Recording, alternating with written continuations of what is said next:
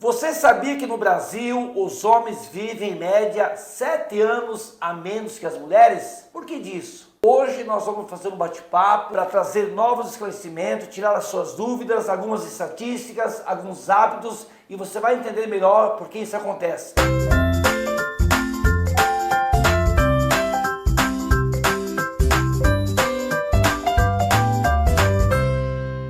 Quem é o nosso convidado de hoje? Dr. Lauro Maiolino, formado pela Ortopedia e Traumatologia em São Paulo, membro da Sociedade Brasileira de Medicina, também é sócio fundador da Sociedade Médica de Oxigenoterapia Hiperbárica do Brasil. Ele também tem pós-graduação em Medicina Regenerativa Músculo-Esquelética no estado de São Paulo. Ele também atua aqui na cidade de Sorriso há mais de 22 anos, é isso, doutor Lauro? Com atividades aí no Hospital 13 de Maio, aqui da cidade, um ótimo hospital da cidade, e também tem a sua clínica. Muito obrigado, professor, por essa oportunidade. E vamos contribuir um pouco aí com informações novas a respeito, porque nós homens temos essa desvantagem, né? Isso, é uma desvantagem nada legal, né? Sim. Nada legal. Doutor Lauro, tendo em vista que os homens vivem em média 7 anos a menos que as mulheres no Brasil, né? Por que acontece isso? Bom, isso já é uma questão que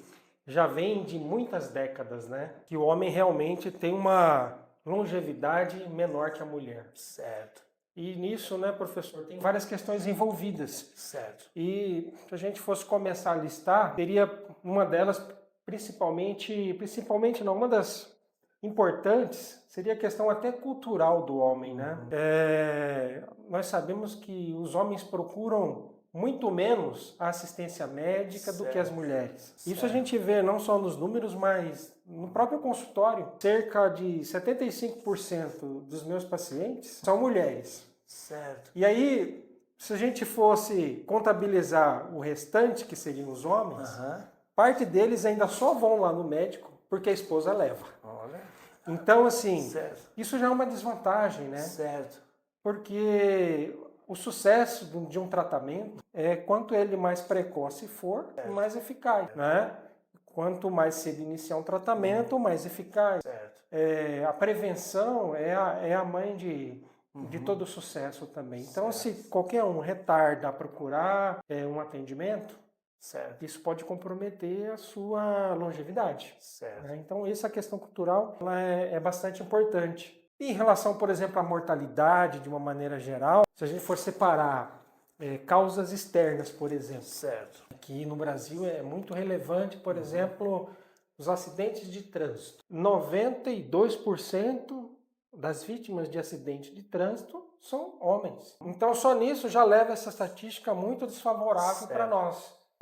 Causa de mortalidade ainda de fatores externos, por exemplo, vítimas de traumas por violência relacionada, por exemplo, a assassinatos. A grande maioria é homem envolvido, né? Relacionado ao tráfico de drogas e por aí afora. Então isso também puxa a nossa estatística desfavorável.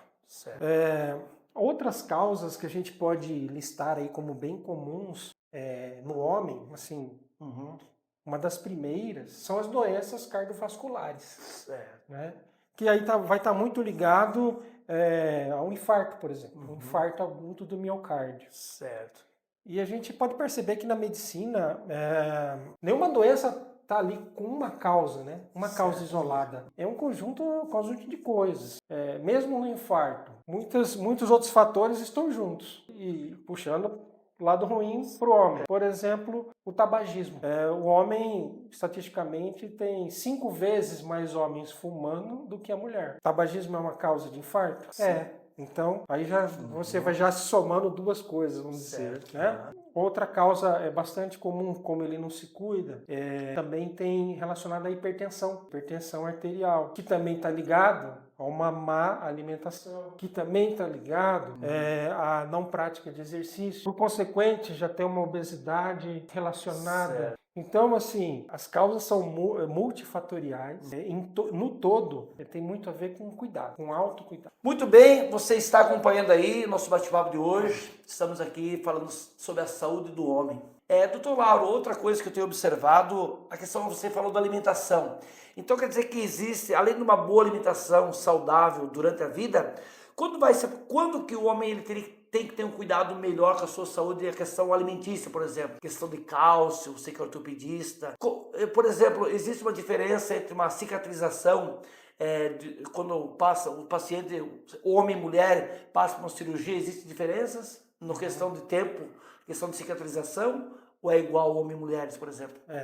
Existem todas, assim, ambos precisam ter um suporte já nutricional adequado. Certo. Principalmente quando se pensa em fazer alguma cirurgia. Isso é muito importante porque nas cirurgias programadas, eletivas, certo. Vou dar só um parentezinho, agora eu vou falar um pouquinho de mulher, em relação à cirurgia plástica, por exemplo. É muito comum as mulheres programarem a cirurgia plástica, mas não fazerem uma avaliação nutricional antes. Certo. Faz todos os exames pré-operatórios, que são obrigatórios, que são de rotina, para ver a coagulação do sangue, para ver a saúde cardiopulmonar, então ela vai no cardiologista, passa pela avaliação pré-anestésica, perfeito, tudo isso tem que ter. Mas uma coisa que muitas vezes é esquecida é uma avaliação nutricional. Uma avaliação aí, eu já digo, na especialidade de nutrologia, um médico, uma médica nutróloga.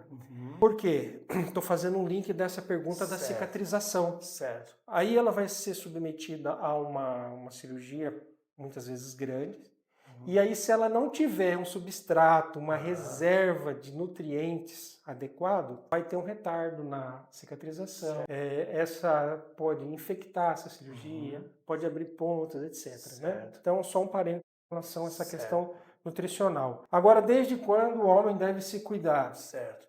Desde a infância, desde sempre, porque isso tem que ser desenvolvido na educação alimentar. Igual a criança é educada em outras áreas, em outras coisas, nós deveríamos ter sido educados, né? Na nossa época não tinha muito isso, né? Nessa questão de alimentação. Porque se a criança, na fase infantil, já é obesa, há uma tendência muito grande dela, na vida adulta, continuar a sua obesidade. Certo. E a obesidade é uma doença que ela não aparece da semana passada para cá, ela já vem desde muito antes. Então, desde quando nós devemos nos cuidar? Desde a infância, desde sempre, desde o aleitamento materno. Muito bem, doutor Lauro. Além da cultura que já existe em nossa sociedade, além de uma má alimentação, talvez, que em muitos casos, o que mais prejudica aí a redução da longevidade de vida do homem? Hábitos, né? Hábitos, e tem um hábito que é bem próprio também, estatisticamente, maior para o homem, que é o consumo de álcool. Então, o homem faz uso muito mais frequente de álcool, né? E o álcool, além de ele afetar também a nutrição, uma doença muito corriqueira, são as doenças hepáticas, né? As doenças do fígado, né? Então, o quadro de hepatite, por exemplo, uma hepatite é uma doença que causa uma grande degeneração das nossas células, né? A transformação do tecido hepático para um tecido cirrótico predispõe, por exemplo, à formação de neoplasias hepáticas, né? De câncer hepático, né? Então, esse hábito do uso de álcool também reduz a longevidade do homem, né? E aí, falando em câncer, né? O câncer mais prevalente aí, que a gente sabe, é o câncer de próstata, né? Que também a gente vai remeter a cuidados de rotina, que habitualmente ele não faz.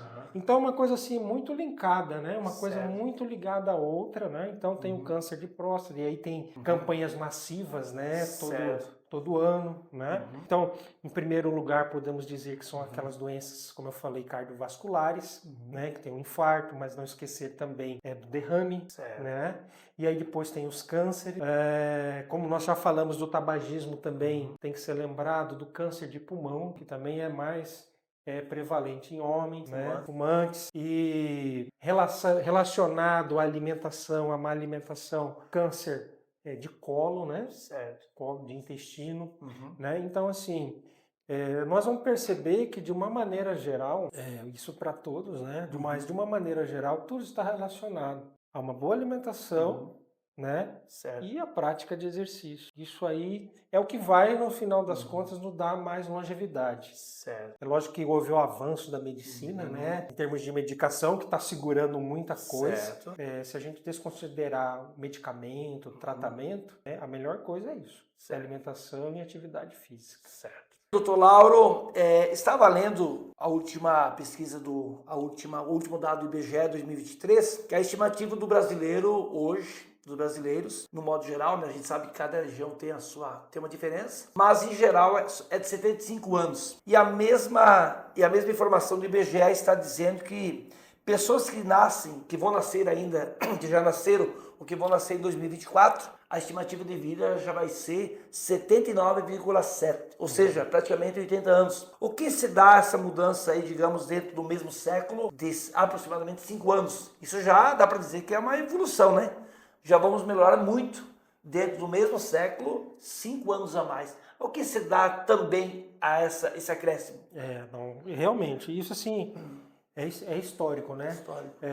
Não sei, talvez lá nos tempos bíblicos até, talvez a expectativa de vida era em torno de 40, 45 anos. Não tenho isso bem preciso. Então, de lá para cá, nós evoluímos muito. Uma das grandes razões foram as questões sanitárias, porque no século passado, né, nós tínhamos doenças muito básicas como causa de morte, né? Caso até de difteria, o paciente morria desidratado por diarreia, então isso era uma estatística bem alta. Então, melhorou as condições sanitárias do povo, da região, vai melhorar também a qualidade de vida. Os avanços da medicina, claro, né? Hoje se tem acesso melhor do que tinha século passado, né? Então, novos meios de diagnóstico, novos exames que detectam doenças mais cedo, seja exame de sangue, uma evolução fantástica nos exames de imagem, né?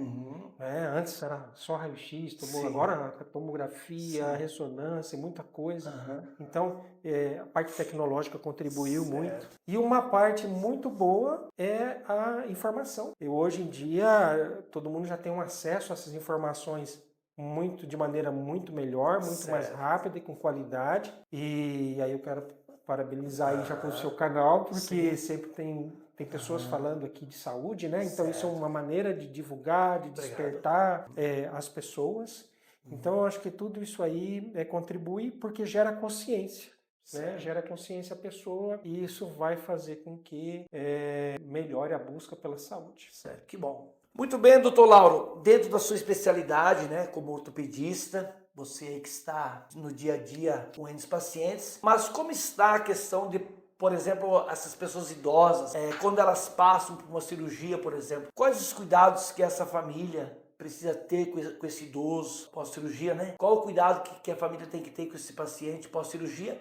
E também quais os cuidados que a família deve ter para evitar alguns tipos de incidentes, acidentes. Qual é a sua experiência aí? Quando alguém passa por uma cirurgia, por exemplo, idoso, isso diminui a expectativa de vida? Ele vai ver uma vida normal ou atrapalha isso? Interfere em quê? Até que ponto? Os pacientes que sofrem fraturas, os pacientes idosos, eles já são naturalmente, correm mais riscos de complicações. Por exemplo, pacientes que sofrem fraturas que a gente chama patológicas, mais comum, ligado à osteoporose, por exemplo. Inclusive tem uma frase que a gente sempre fala que geralmente você cai e quebra um osso. Na osteoporose, muitas vezes o osso está tão fraco que você quebra o osso, aí depois você cai. Inverte, quase como fosse uma coisa espontânea. Então, nesses pacientes, eles requerem, com certeza, cuidados muito diferenciados. Uma fratura de um osso longo, igual um fêmur, diferente de uma fratura num pé, por exemplo, o paciente automaticamente já vai ficar acamado. Então, nisso já gera uma série de possibilidades. Por exemplo, assim, um idoso acamado pode se desenvolver pneumonia muito facilmente. Né? Infecções urinárias é comum. Então é importante o paciente idoso que sofre uma fratura, logo eles com certeza ser encaminhado ao hospital, tentar fazer esses exames pré-operatórios o quanto antes e operar o quanto antes. A gente diz que é uma cirurgia eletiva, entre aspas, programada, não é de urgência igual a fratura exposta, mas tem que ser feita na maior brevidade possível, por causa dessas complicações. Né? E a gente sabe que, por exemplo, pacientes vítimas dessas fraturas, idosos, principalmente de de ossos longos, eles têm uma média de mortalidade dentro do primeiro ano em torno de 21%. Aumenta 21%. 21% a taxa de óbito desse paciente dentro desse período de um ano. São várias razões, né? Então, assim, o cuidado com o idoso é constante. Doutor Lauro, falando aí da sua área ortopédica, a questão muscular, por exemplo. Quais os cuidados e o que o senhor precisa ter para ter além dos bons ossos, digamos assim, a questão muscular também está ligada a isso para ter uma longevidade de vida ou só basta cuidar da alimentação e pode ficar meio que inerte na questão física? Para onde irmos? A questão muscular não é uma questão estética. Não é. É lógico, tem toda uma estética, né, envolvida aí. Mas se tem uma poupança energética, se tem uma poupança que nos garante maior longevidade, é a quantidade de músculos que nós conseguimos manter.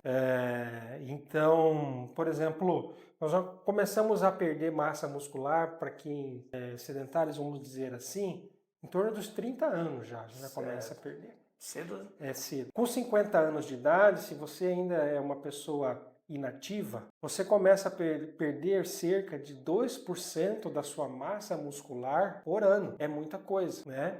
E como nós já falamos até de outras doenças ligadas ao diabetes, por exemplo, uma boa quantidade de músculo trófico, ele ajuda a controlar a glicemia, ele ajuda a controlar o teu colesterol, né?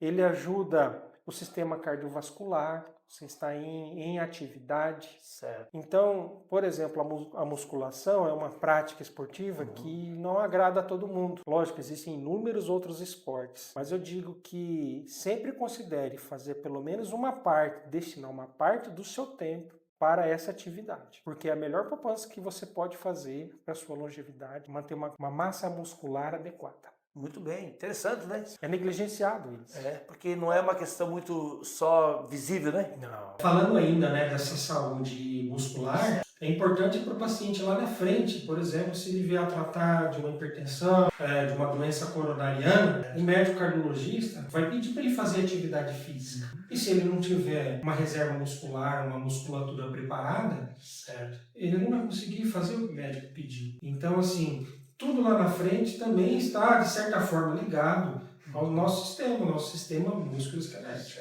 Muito bem, doutor Lauro. E a questão da pandemia, né, o Covid-19? O que ele interferiu na saúde? Como foi essa interrupção? E se já isso voltou normal? Você teve algum problema? Essa pandemia foi uma questão, como o próprio nome está dizendo, uma questão mundial, né? Certo. E até teve um relatório divulgado recente, esse ano, em maio de 2024, da OMS, né, Organização Mundial de Saúde, que a estatística mostrou que nesse período de pandemia, pela pandemia, a média de expectativa de vida diminuiu entre 1,5 a 1,8 anos.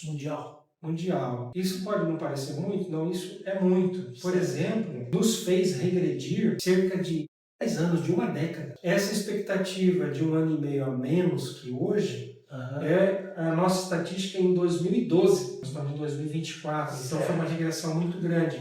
E dependendo da região que aconteceu, por exemplo, em algumas regiões da Ásia, da África, essa expectativa de vida não diminuiu 1,5 anos, diminuiu 3 anos. Então, realmente foi uma questão importante. Não sei em quanto tempo nós vamos conseguir recuperar isso de maneira global. Né? Nós estamos em curso, eu creio, para isso. Né? Bom. Muito bem. Quais são as dicas aí que você pode deixar para nós homens, principalmente que vai assistir, para nós termos uma vida mais eficiente, mais plena, vivermos mais e com uma melhor qualidade de vida, doutor Lauro? Olha, acho que a primeira coisa é a conscientização, né? A mudança de hábito. Né? Mudança de hábito alimentar, mudança de hábito de atividade física. Eu vou dizer, se isso já acontecer, pode esperar que você vai viver agora e daqui no seu futuro de maneira muito melhor. E eu vou fazer, de certa forma, um apelo aqui. Porque a saúde nossa, do homem, não está ligada só a nós. A saúde do homem envolve outras pessoas. Quem são as outras pessoas? Muitas vezes tua esposa, muitas vezes os teus filhos. Às vezes nós não fazemos coisa por nós, mas pelas outras pessoas queridas, nós fazemos. Então, esse que eu faço pela saúde nossa, por nós e pelos outros também. Alguém disse certa vez que aquele que para o seu tempo viveu, para todos os tempos viveu, né? É uma frase filosófica, mas ela cabe dentro da medicina, né? Sim. Quer dizer, então, que você está dizendo que eu não posso pensar só no meu bem-estar, eu preciso viver para mim e para os meus descendentes, né? Para aqueles que dependem emocionalmente. Doutor Lauro, muito obrigado por esse bate-papo, por esse tempo, mas antes, você pode deixar aí para nós os seus contatos. Eu estou vendo aqui que você tem uma clínica, né, dentro do Hospital 13 de Maio, certo? Sim. Que atua aí na questão das cicatrizes, de feridas. Qual é essa atuação o que você faz diretamente lá no 13 de Maio, nessa clínica? É uma segunda área de atuação minha, né? A ortopedia. Certo. E tem essa outra área que chama medicina hiperbárica. Certo. Onde nós temos aí, através da oxigenoterapia, né, de oxigênio hiperbárica, nós conseguimos tratar vários tipos de lesões. Nós falamos lá no início, dificuldade de cicatrizar após cirurgia, por exemplo, né? Então, por exemplo, esse paciente ele entra dentro de um equipamento bem moderno, chama uma câmara hiperbárica. Certo. Ela é toda de acrílico, então ele convida uma hora para conhecê-la. Certo. Então o paciente ele entra dentro dessa câmara e lá dentro ele respira oxigênio puro. O que é oxigênio puro? A 100% de concentração. Aqui no ambiente nós estamos respirando 21% de oxigênio. Lá dentro da câmara você vai respirar 100% e sob pressão. Por isso que chama hiperbárica, né? Esse oxigênio, na hora que o paciente respira, ele vai para o pulmão, vai pela corrente sanguínea e atinge todos os tecidos. Obrigado pela presença, doutor Lauro, pelo seu tempo, pela sua disposição. Tenho certeza que contribuiu aí para todos nós que ouvimos as suas informações e que temos uma vida melhor aí a partir dessas informações. Muito obrigado. Muito obrigado, prazer foi meu. Um grande abraço a todos.